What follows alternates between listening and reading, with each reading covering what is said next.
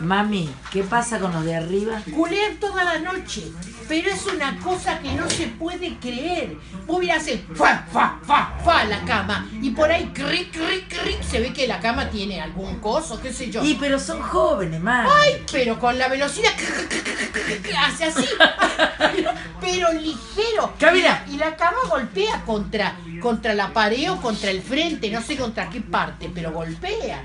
No, es una... Y bueno, son jóvenes, tienen derecho. Pero ¿cómo van a hacer tanto bochinche? Sí. Y después se ve que descansan, porque después no se sienten más nada. Pero, ¿una vez a la noche? Y una vez, 2 veces. A veces 2 veces. Mirá, lo que un día, el sábado, y habrá sido como a las 2 de la mañana y como a las 4 y pico de nuevo. Se despertó. Toma. Se despertó y empezó a darle fa, fa, fa, fa. No, pero te mueve todo el edificio. Y sí. La fuerza que tienen, Dios mío. Son jóvenes, mami. Ah. Déjalo que culen. Ay, déjame de joder. Qué manera de culiar, Dios mío.